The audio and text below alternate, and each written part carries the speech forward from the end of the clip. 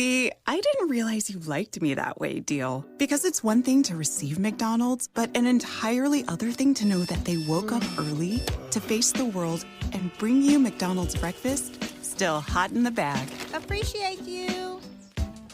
There's a deal for every morning. Now grab 2 loaded sausage burritos for only $3. Prices and participation may vary. Single item at regular price. Cannot be combined with any other offer or combo meal.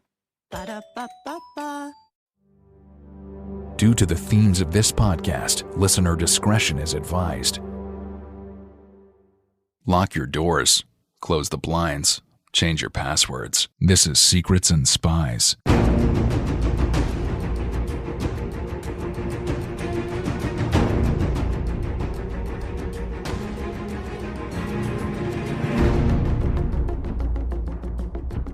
Secrets and Spies is a podcast that dives into the world of espionage, terrorism, geopolitics, and intrigue. This podcast is produced and hosted by Chris Carr. On today's podcast, I'm joined by Bradley W. Hart and Ron Drabkin, who have both been researching the life of Fredrick Rutland. Fredrick Rutland was a British war hero who was nicknamed Rutland From Jutland, and it is alleged that he may have been a spy for the Japanese intelligence services in the build-up to World War II.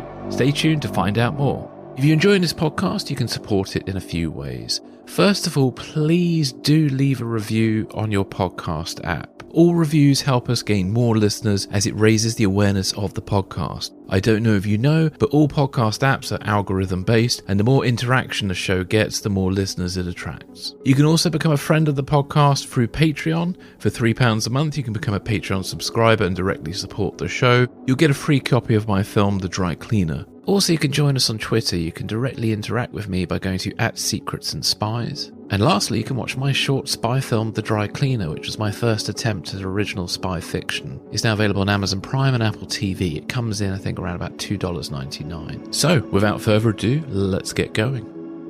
The opinions expressed by guests on Secrets and Spies do not necessarily represent those of the producers and sponsors of this podcast.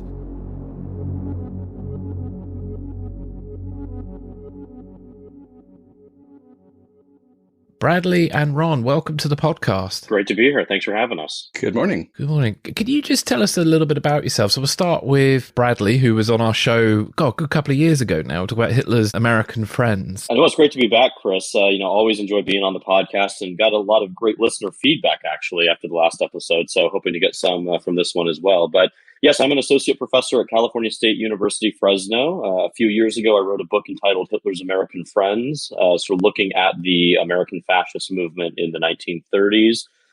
Since then, I've done a ton of speaking about that book, actually all over the country and to some extent the world, as much as the pandemic has allowed.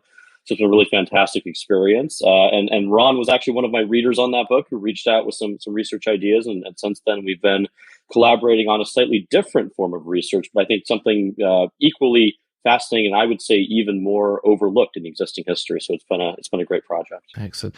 Ron, can you just tell us a little bit about yourself? So absolutely. I'm a Silicon Valley guy by trade, entrepreneurship, and, one of those people. Mm-hmm. I got involved in the history as an amateur simply because my family members were all in intelligence. My father was in intelligence and my grandfather.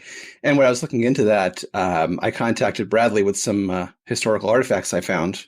And that's where it all started. Oh, fantastic. Are you able to tell us a little bit about those artifacts and that story? Oh, yeah, absolutely. So my father was a U.S. counterintelligence chasing the basically communists through California. And I found, when he passed away, I found any number of memorabilia, counterintelligence manuals, found some Nazi-related stuff. It's the kind of things you really get surprised finding in your father's office.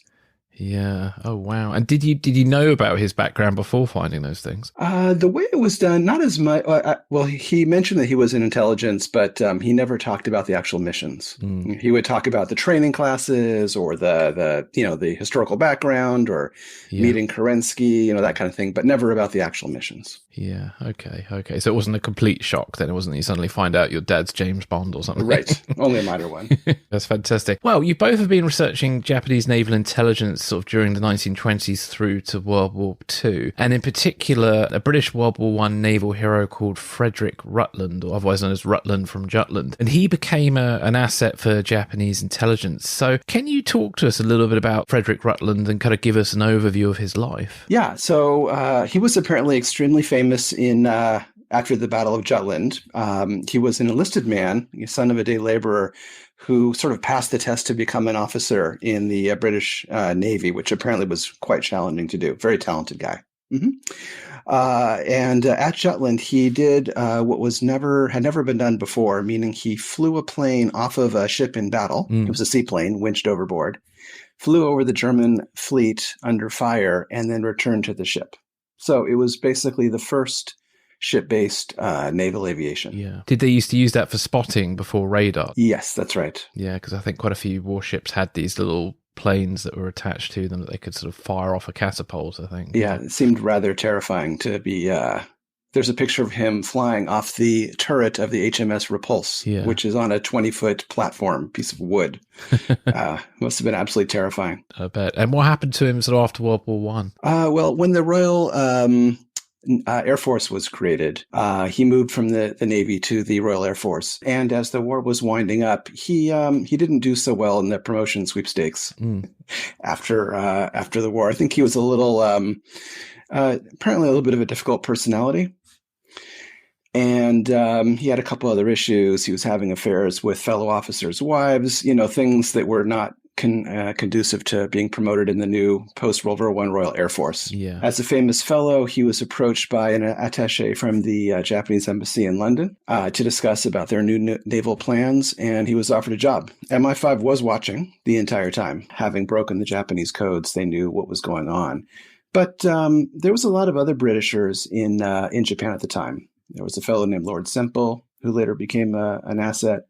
A lot of the folks from the Sopwith Company went over to Japan to help the Mitsubishi company there. Yeah. He spent 4 years in Japan helping the Navy and the Mitsubishi company with their carrier aviation. And this was all before World War II, that point, wasn't it? Yes, this was all still the 1920s. And what happened to him in the sort of 30s? So he moved to the US, didn't he? And then this is where his being associated with Japan was quite important. Yeah, exactly. After he, around 1928, he went back to Britain, working for his brother-in-law, and apparently he was bored to tears. After, working in sales for an aeronautic company just didn't do it for him. And his old friends from Japan talked to him again and said, well, we'd like you to work for us again. And he, being both bored and looking for more cash, jumped on the opportunity. And he had said, yeah, well, I'm here in London. I'm happy to do espionage for them. And they said to him, we really need you in Los Angeles. And he hadn't been there before. But in talking about it, it was quite a good opportunity for both him and Japan, partly because California had the American fleet and had Hollywood, had aircraft production. And from his perspective, it wasn't really illegal for him to go over, as a British citizen in the U.S., when Britain and U.S. were not allied. There was nothing really illegal about going around, talking to people, taking some pictures. Yeah, there was quite a lot of free exchange of sort of technology back then, wasn't there? I think, I know in the UK, we had aircraft testing at Farnborough going on even up until, World War II started, just about. You had, German aircraft flying there and all sorts of things. Yeah, so that's quite interesting. So he kind of came to a bit of his career as a sort of Japanese spy came to an abrupt halt, didn't it, in the sort of 1940s, and ended up back in the UK, I believe.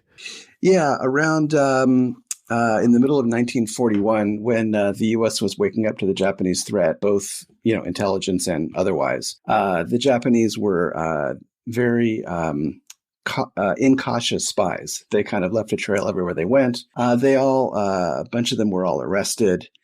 And then the question came, what do we do with this fellow, Rutland? The FBI wanted to put him on trial. From the British government perspective, this was profoundly embarrassing. And Bradley is the expert on this thing. But having an American, Britain's trying to get America to come into the war. And here's one of their most famous war heroes helping the Japanese. Yeah. Not too different from Lindbergh, I believe. Yeah, in some ways. Yeah, I think that's all right. And the context we have to remember here is that Japan has a very different relationship with both the United States and Britain than Germany does in the interwar period. We often forget that Japan was actually a victor in the First World War. It had joined the Allies and actually gets a seat at the treaty table of Versailles. And part of the reason that relations begin to deteriorate is because in the 1920s, the U.S. begins pursuing a policy of sort of forced naval disarmament, where in the Washington Naval Treaty, they actually set a quota of the number of battleships that countries are allowed to build. And Japan gets stuck with a very low quota for their fleet in the Pacific. So this is seen as a major blow to Japanese honor and not the way that you would treat an ally in that sense. And so after the mid-1920s, relations begin to fray, but officially there are no hostilities between Britain and Japan, nor are there hostilities between the United States and Japan. And so in the period where Rutland is working for Japanese companies as well as the Japanese Navy, these are not necessarily antagonistic countries. And there's certainly a great deal of hope, especially in Britain, actually, that Japan might be brought back as an ally in the future. And the United States certainly sees Japan as an important trading partner in this period. As part of another project, I've been looking at U.S.-Japanese trade in this period. And incredibly, the U.S. is still shipping things like scrap metal to Japan up until almost the day of Pearl Harbor. And we know, of course, that when Roosevelt orders the sort of termination of the oil shipments between the United States and Japan, that's a major blow to U.S.-Japanese relations. So, there's interesting sort of nuances to these international relationships in this period. But there is also this undertone of, as Ron rightly said, of embarrassment. When Rutland is exposed, Britain certainly does not want an international incident here, nor does the United States with Britain. And so I think there's very much this view of, let's just make this problem go away, pretend it never happened, let's not do anything that might escalate relations between the U.S. and Britain, or either of those countries and Japan for that matter. And we know, in fact, that this is how the U.S. treats a number of Japanese agents they pick up in this period. They sort of quietly deport them, send them away, make them persona non grata, rather than actually putting them on trial in many cases, because they don't want the cause for war to essentially come out of one of these cases. Yeah, excellent. Ron, was there anything else you wanted to add before we move on from that question? As Bradley was saying, there's several layers of nuance. You can see the slippery slope this fellow had. First of all, the Japan, and from our point of view, well, we had World War II, and everyone knows Japan fought the U.S. and UK, and that was not a foregone conclusion, or didn't seem to be at the time. And then secondly, there was the whole the laws have changed so much, and what is a spy? is a very vague point. And, a Britain with a camera going down to the port of Los Angeles, taking pictures of the ships there. Well, that happens all the time, even today, and is not thought of as spying. So the nuance is quite deep here. Yeah, definitely. It's funny you should mention that. There was a ship that docked in London recently, a Royal Naval ship, and I took some photos of it. And I don't know, I just felt guilty while I was taking these pictures with my zoom lens. I was like, should I be taking a picture of that anti-missile system and stuff like that? So yeah, it is a slippery slope, isn't it? So what was it that sort of drew you to this character and this kind of episode in history? Is there anything that kind of was the genesis of this research? It was, it's a fascinating, paradox, I guess, is the thing that jumps out.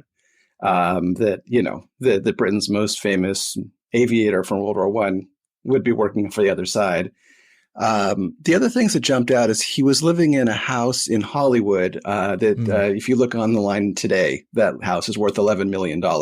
He had a pool, a butler, 2 cars, his kids in private school. Yeah. And it wasn't entirely clear what the Japanese were getting for this. Although it did appear that the cost of his salary was roughly 10x that of a Japanese admiral at the time. So it wasn't entirely clear what the Japanese had gotten out of him, but they certainly had very high expectations. This was not some low-level guy running around the docks trying to buy sailors, beers. This is a, very high-level asset. Yeah.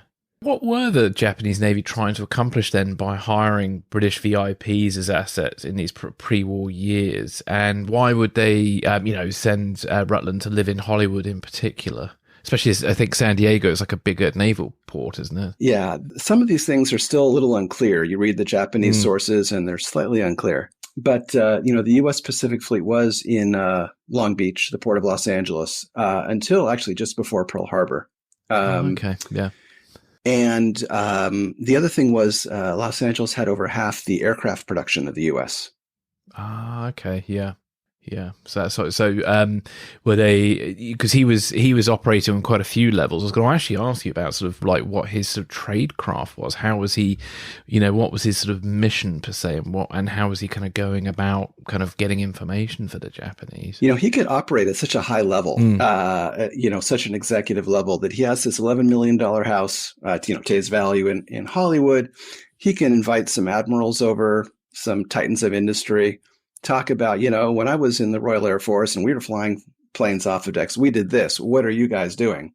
And he could get the source directly from the, from the top of the military. So he was basically having parties, inviting sort of senior people over to sort of just to get that kind of information, because they saw him as a sort of trusted colleague, I suppose, and an experienced man himself. Yeah, it doesn't seem like very many people could even conceive he'd be working for the Japanese. And in fact, what people originally thought when they saw him doing some suspicious things was he must be working for British intelligence. Yeah. Which is what you would assume, right? Yeah.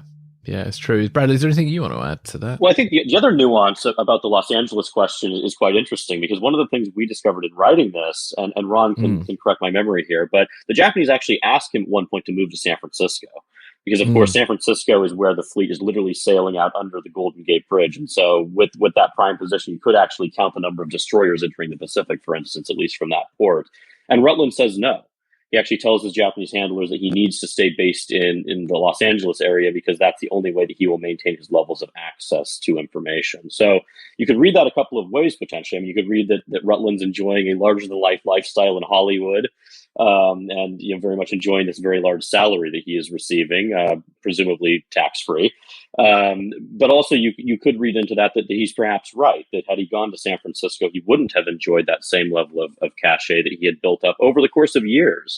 One of the other interesting things we found researching this was that Rutland did not conceal his activities to a large extent. He was covered in the Los Angeles newspapers. His wife invites reporters over to his home to cover going away parties before he goes to Japan, supposedly on business trips in the late 1930s. So the interesting thing for me is that this is what we would call a spy who didn't seem to conceal his spying all that greatly. I mean, certainly didn't necessarily broadcast what he was doing, but tells people that he's working for Japanese companies, broadcasts that he's going to Japan, and I think very much enjoys in some ways the air of mystery that he cultivates around himself.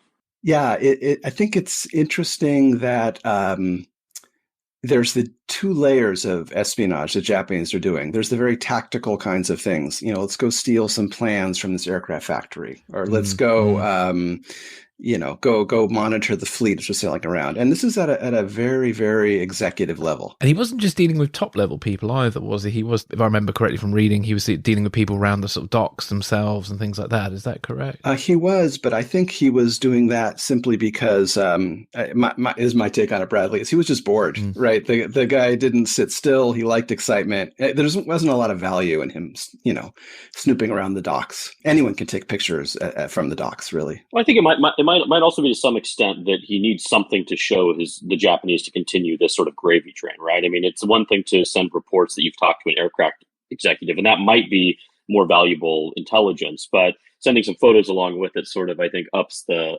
value potentially. And so I read this. I mean, certainly we also looked at the American counterintelligence work that was done in this period on what the Japanese were up to.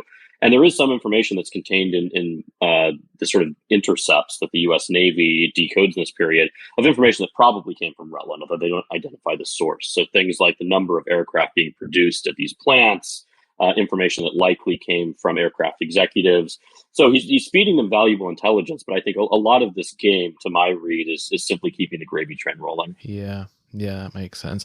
Well, interesting question. So what do we think his motivation was, and what kind of made him tick? It's a very interesting question, I think. There's There's several layers. First of all, I think we all know people like this. They just like being the center of attention, are ambitious, like money, like being important. This is, at a very base level, nothing more complicated than that. And, but secondly, an open question really is how angry was he at the UK for his perceived ill treatment? There was, class issues. He wasn't treated in his mind well on the aircraft carrier, the HMS Hermes, when he was there. And he just didn't feel sort of appreciated. And so an interesting question would be, he was kept in jail in the UK through most of the war. And the question was, would he be a present threat to British national security or not? And he definitely was an angry man. The question is, would he have done anything with that? The other thing to note, as Ron just said, he is detained under 18B, which we could certainly talk about more. Fascinating period in British history, but also offers MI5 his own services when they were taken back to London. Offers to betray the Japanese, and actually writes letters to. I think it's a member of the House of Commons, isn't that right, Ron? Where he offers to turn over all the information and names of Japanese agents that he has. Yeah, there was a fellow, Admiral Roger Keyes, who was quite the ally of his, who apparently is a prominent lord or something like that. He was making a lot of waves to get Rutland freed, and even a generation later, the second Lord Keyes was also making claims of Rutland's innocence, even though the fellow had died 15 years prior. Yeah. Well, did he not use the defense that he was somehow working for American Naval Intelligence as a sort of mask for his activities? Did you guys find anything to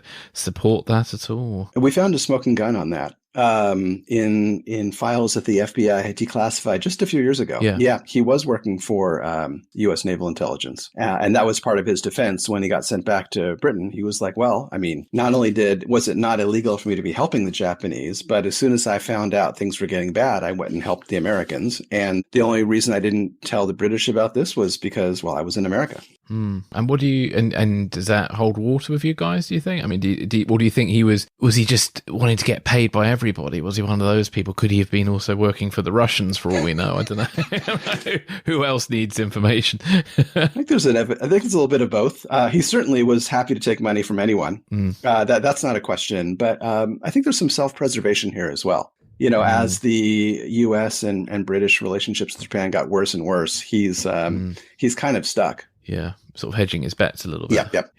Yeah.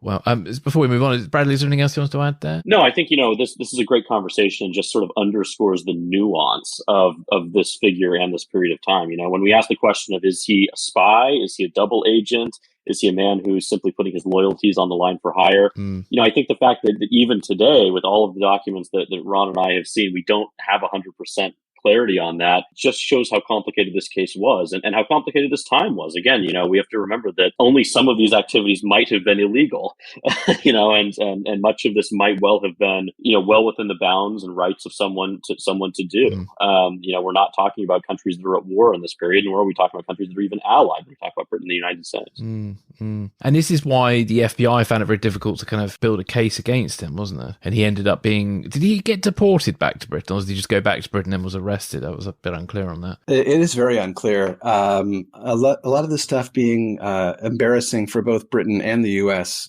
Still is not declassified. What the FBI declassified has, major, big, chopped out sections. But apparently, certainly everyone wanted to keep this very quiet. And we do know he went back to Britain as a VIP. This was in the middle of the U-boat war, and he went back on a bomber. Wow.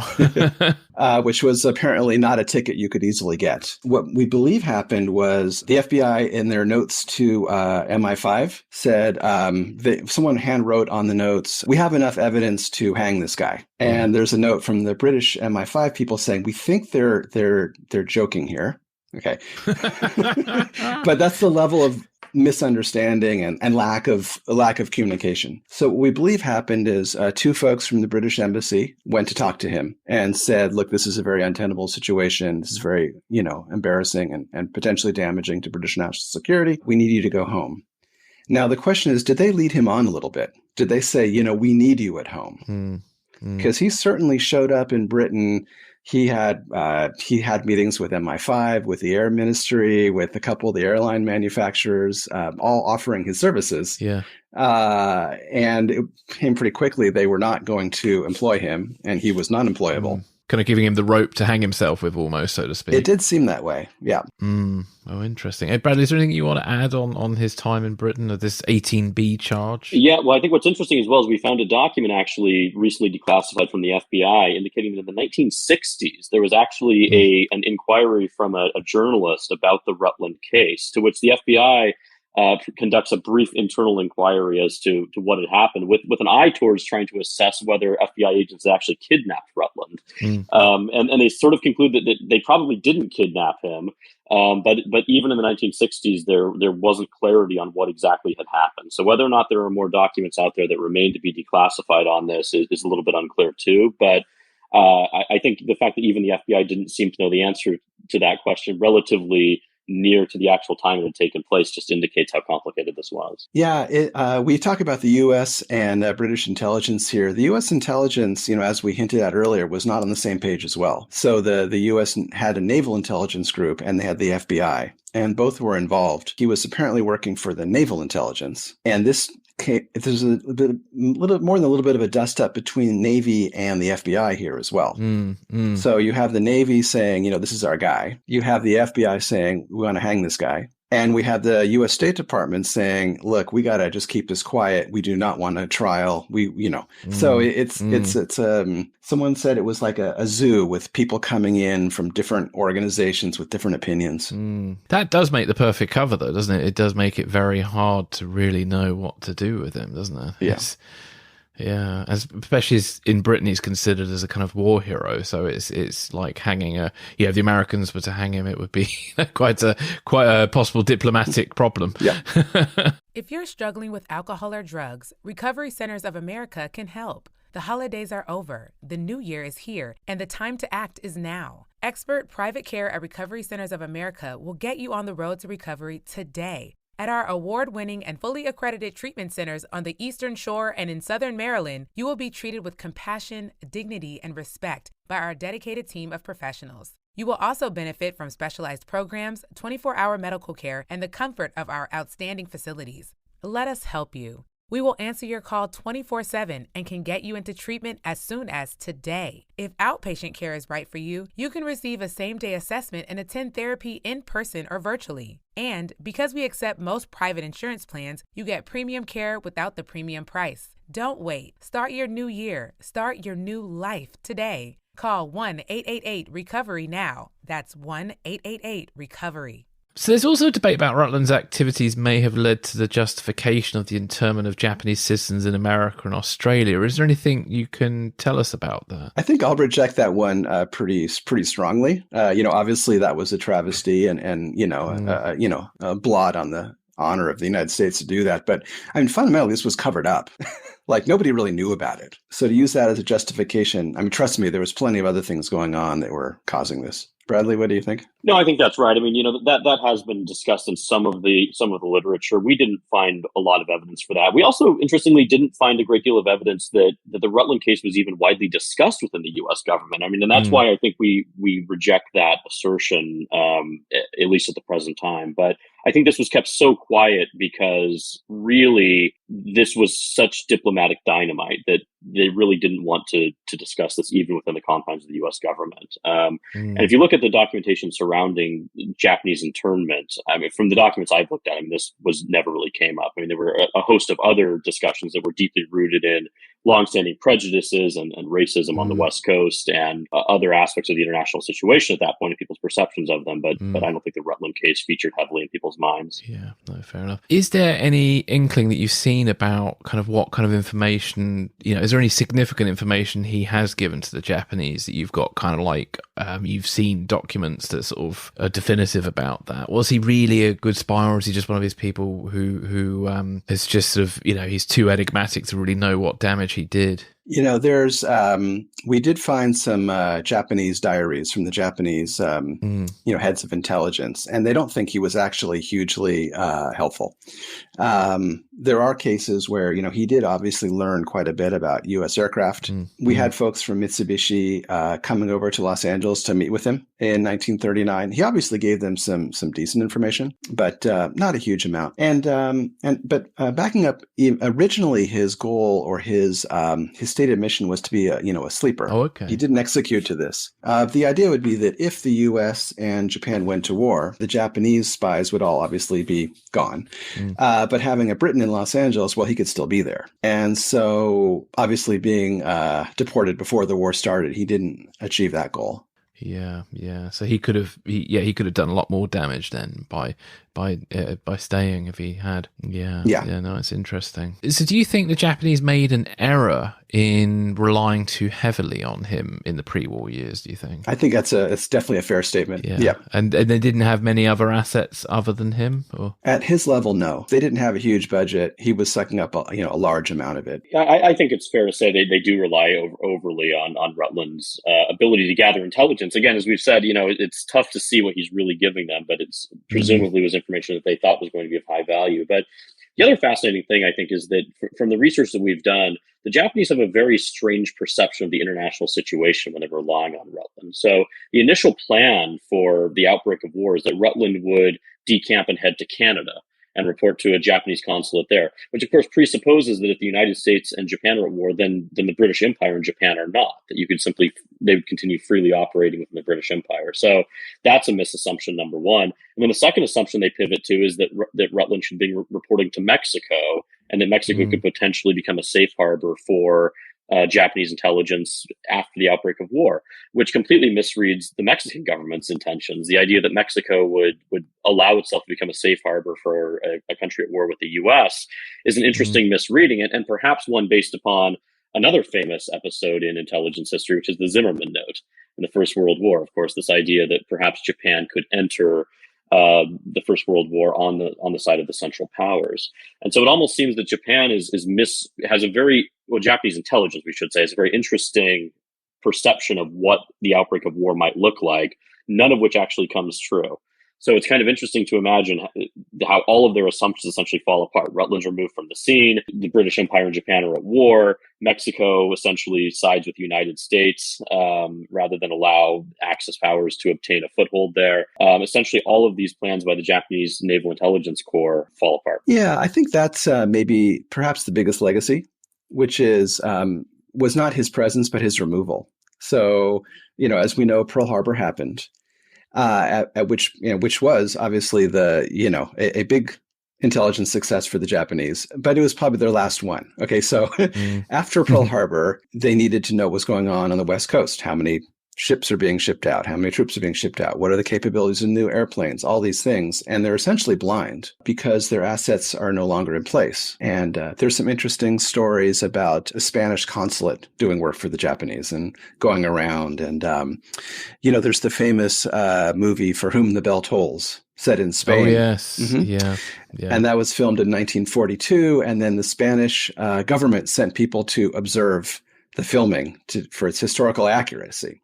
But they were also going around the docks and checking out the U.S. Navy and reporting, through their embassy back to the Japanese, which is, I suppose was a lovely thing, but it wasn't really a meaningful amount of intelligence for the Japanese there. Yeah. Well, what is Rutland's sort of legacy today, and what's the reaction been to kind of your research about him? I would say probably the biggest thing is it may be reopening some of the 18B discussions, and especially with the war on terror. And what do you think, Bradley? Yeah, I think there's a couple important legacies here. Ron is absolutely right to say that Rutland's failure, I think, is his greatest personal legacy. The fact that he apparently made no efforts to put together an actual durable network of agents. Relied very closely on his personal relationships with people, never really disseminated the money that he obtained from the Japanese to buy up information in any effective way. When he's removed from the scene, from our research, the Japanese appear to be mostly blind on the West Coast. They still have some agents in place, but after the outbreak of war, they really have almost nothing left. And so that sort of misjudgment, I would say, is Rutland's largest personal legacy. I think the importance of this research is it's important for a couple of ways. I think Ron is right that the 18B material on the British side is really fascinating. And for listeners who may not know, this was the British government's program of detention without trial for people who were deemed serious national security risks. So initially, this included people like Oswald Mosley, Admiral Barry Domville, another Navy man who falls into fascist sympathies in the 1930s, a fascinating figure. Could do a whole episode on him too. But people who were involved with the British Union of Fascists, or people who had spent extensive time in Nazi Germany or Imperial Japan. But then it actually expands out, especially after Pearl Harbor, to include people who are seen taking photos down at the docks in certain parts of London, or people like Rutland who are deported by other governments potentially, who it's a little bit less clear what the threat they pose might be. And MI5 has done a fairly good job of opening those files at the National Archives in Kew, but there's still a great deal there. I mean, on an annual basis, they release files that no one's ever seen before. So I think that we're still yet to have a full accounting of what went on with 18B. Rutland's 18B file incidentally is open, entirely open as far as we can tell. And it's voluminous. I mean, they interrogated Rutland many, many times. The entire transcripts are there. And the 18B interrogations are interesting because they're obviously trying to, in some ways, entrap these people into admitting that they are agents or are planning some sort of nefarious act. But in other cases, they're trying to ascertain who these people know. And so repeatedly with Rutland, they're asking, do you know this person? Do you know what did you do? We know you met this person in 1934. What did you talk about? And in some cases, Rutland says, I don't remember. Right. So, I think there's important research to be done on that aspect as well. But I think the third point is, there's actually not a lot written on Japanese intelligence during the Second World War. There's quite a lot written on the efforts to break the Japanese codes. There's a great deal written on sort of military intelligence, but there's not a lot written on sort of the espionage aspect of this in the interwar period. And I suspect, we know from our research that the Japanese tried to cultivate agents in Britain as well, with limited success. I mean, often the people that they tried to bring in were either alcoholics or people who were not great with money, who simply blew it and didn't provide much useful intelligence. So I think what really the long-term project for someone here, I mean, maybe it's us, maybe it's someone else, is to look at all Axis intelligence gathering in this period and figure out just how deep a lot of this went. Because we know that from my own research, the Germans seem to be much more effective at this. I mean, the Germans actually did have some great intelligence successes in this period, and it seems that the Japanese had much more limited ones. So it'd be interesting to find out whether that's an accurate perception, whether there's more documents out there, or whether historians just haven't had access until now, or maybe even the future, to really get a clear picture of all this. Thank you. Ron, is there anything else you'd like to add? I think, if you look at what was happening in Los Angeles at the time, you've got the espionage, and you've also got the propaganda efforts. It's pretty well known that Hollywood didn't touch, anything bad about Hitler, until well into the late 30s, right? And you also had the Soviets running around stealing information. Obviously they stole the A-bomb secrets, but not just that. I think these Los Angeles-based aircraft factories just had a, profusion of agents trying to sneak in there under, whatever pretenses they could. And it's not well known. As Bradley was saying, the German is the most well documented or written about. What happened to Rutland in the end after World War II? Well, he was finally released very late. As Bradley was saying, one of the last people to be released under 18B. Even after these very prominent fascists. And soon after the war, his son referred to him as being a very angry and bitter man. Yeah. He was very bitter that, he's like, if they had listened to me, Pearl Harbor could have been prevented. If MI5 had listened to me, I could have helped Britain. He's a very bitter man. And he killed himself. Yeah. He left a very heartrending suicide note to his son and, inhaled gas in his apartment. And what year was that? What year was 3 years after the war ended. Wow. Yeah. Wow. And does that suicide note make you think that maybe he was genuinely trying to help Britain, or is it just, again, a survival thing? I don't know. It's an interesting one, that one. It's certainly murky. I think he was a kind of a crazy egomaniac. And crazy egomaniacs can actually believe their own propaganda. Yeah, indeed. Warning to us all. Excellent. Well, before we wrap up, are there any sort of final things you'd like to add that are important to you or that we may have missed? I was thinking, Bradley's looked into some of the other British assets that the Japanese had recruited, and they include quite a number of VIPs. One of Graham Greene's siblings was also recruited. Oh, yes, I saw. Yes. Oh my goodness. Which is interesting that one, because it made me think a bit about Graham Greene a little bit because of his friendship with Kim Philby and stuff. But I don't know. It all gets murkier, that, doesn't it? But there we go.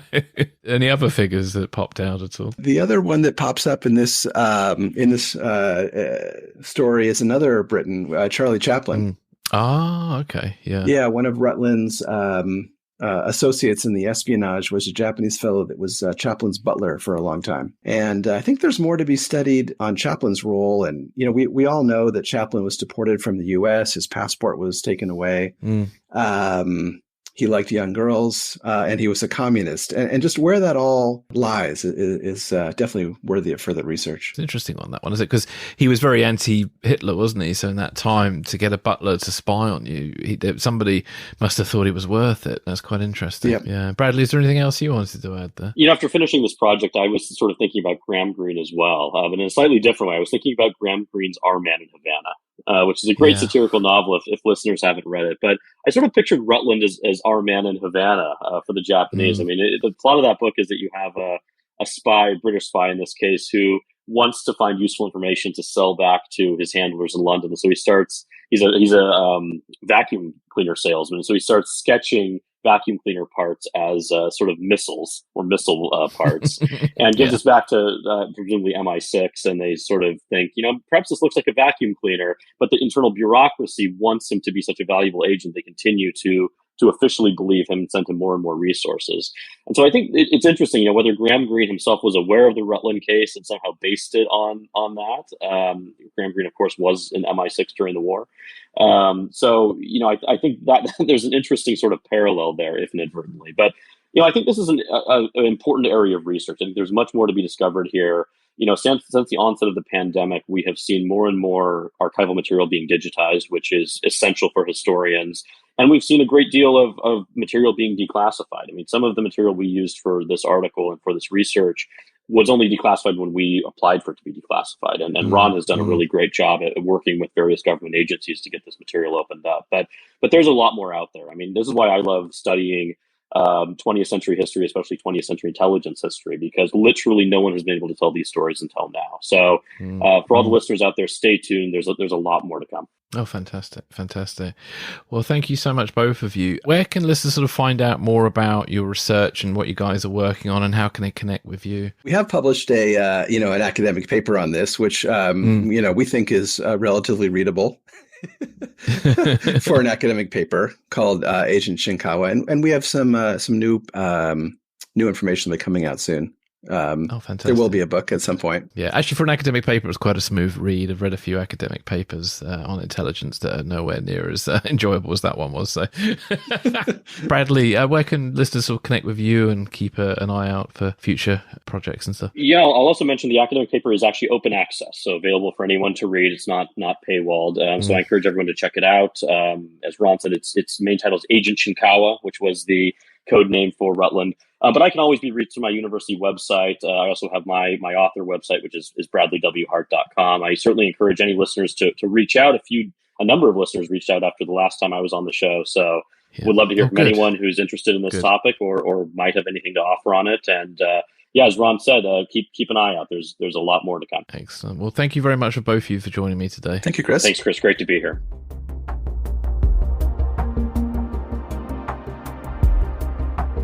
Thanks for listening. This is Secrets and Spies.